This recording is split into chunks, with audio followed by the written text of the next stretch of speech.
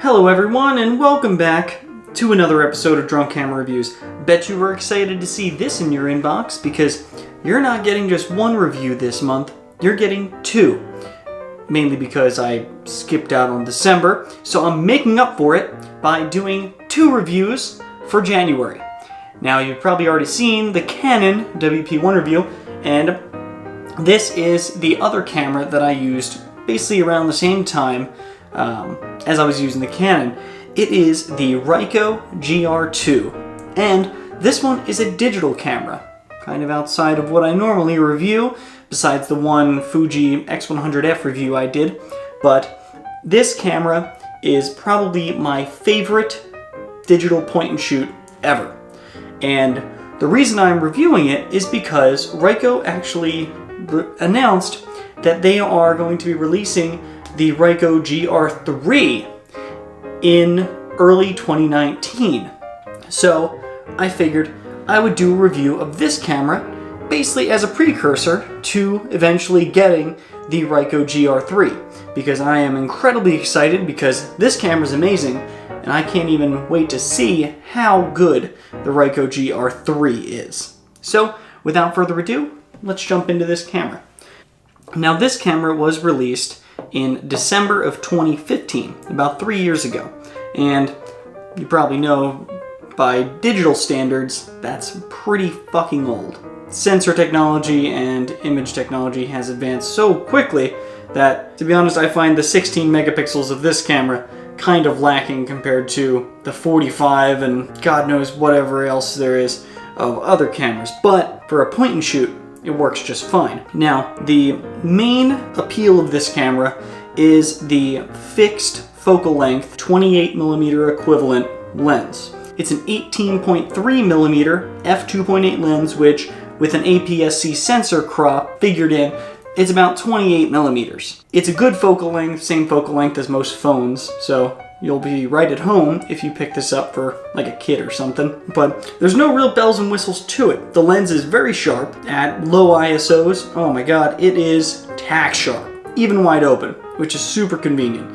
It also has a built-in ND filter, so you can keep it wide open all the time, which is also pretty awesome. Now the main mechanism for this lens is it retracts into the body pretty cleanly, so it's about almost the same as the kind of grip of it, so you can fit it in your pocket if you need to, which I do that all the time, but mostly this stays in like a jacket pocket, but still very, very handy just to carry around. On the front of the camera, there's really not too much. Of course, you have the GR logo and you have the lens. Now, on the top of the camera, of course, you have your on-off button, which basically lights up green whenever you turn the camera on and off. And it also has your shutter button and your mode dial. Now this mode dial does lock, which is pretty convenient, but you do have to just push in this button right here, and then it turns as much as you want. It turns all the way around. And I mostly kept it in aperture priority, because that's how oftentimes I'll shoot. I'll just keep it wide open. And the ND filter is auto, so it will actually just auto apply, which is pretty convenient. So I never really had to worry about accidentally hitting the max shutter speed and overexposing it. That's basically all there is on the top. Very, very simple. The shutter button is very, very large, and it has a good feel to it. So you definitely, it's super nice just to press. And of course the half press does the focus, which is super convenient. But you also have one of your little wheels for changing your aperture. And there isn't too many of them. You basically have kind of three main adjustment points on this entire camera. And this front one is your main one, like your aperture, and shutter speed is on the back. And that's a whole different kind of dial. I'll show you that in a moment. Now, what you also have on top is your hot shoe, which you can put a flash on now, and you can also put the external viewfinder. Ricoh does make a 28mm viewfinder for this camera, which is pretty cool. So if you're used to kind of having an optical viewfinder on the camera, it actually works very, very well, and it looks nice too. So I'll give it that. I definitely want to pick that up eventually. And you also have on this side is a built-in flash, which is released by this little latch right here, and it pops up. The flash I actually really love on this camera because it's very, very good at kind of knowing what it's doing, especially if you just keep it in aperture priority. I've used this countless times, and the photos I've gotten from it have been pretty good, so I'm very, very happy with it. Moving on to this side of the camera, you also have your effect button. Now, this can also be, I do believe, your Wi-Fi button as well, but this basically allows you to go through your effects menu, which involves like black and white, high contrast black and white, all these different effects that you can add to the camera, which I usually will either put it in normal, just like plain old color, or black and white, because the black and white does look very, very cool, especially if you export it to JPEG via the built-in Wi-Fi on the camera, which I do quite often as well, just to post on the go. It works very, very well, and the black and white processing of this camera is awesome. So that's another reason why I love this camera. Now, moving on to the back of the camera. This is where you have quite a bit more buttons. Now, you have, of course, your screen, which the Ricoh GR3, which I've seen, this bezel, this large bezel right here is basically gone, and they've gone just completely glass for this back portion. It looks very, very sleek. I'm very excited to see it in person. But you also have your adjust ISO dial. Now this dial, when you actually touch it, you can adjust, you can set it to adjust many things. This, I have it to adjust my ISO on the fly. You can set it to do, if you click in, you can actually go to different settings, like your file formats, your image aspect ratio. You have your autofocus selection, which, again, that's a whole different thing. That's crazy. And you also have your metering. So all that can be accessed just by pushing in on this little dial right here. Or it's kind of not even a dial, it's just like a little, I don't know how to describe it. It kind of moves it just moves to the side a little bit. Super convenient, I use that a ton. Now, you also have, of course, your AF selector, which you can do your AF lock and your auto exposure lock just by this button right here. So you can technically do like a back button focus with this. And then you also have continuous autofocus, which this will just continuously autofocus. And I haven't used it with video. I don't really use this camera for video, so I haven't tried it with that, and I don't really know how that would work. So you also have, of course, this little switch right here. Now this is your exposure comp. This basically you can just adjust up and down, and it's pretty convenient. It's right there. I do believe they've gotten rid of that with the GR3. So, I mean, I don't really use it too much.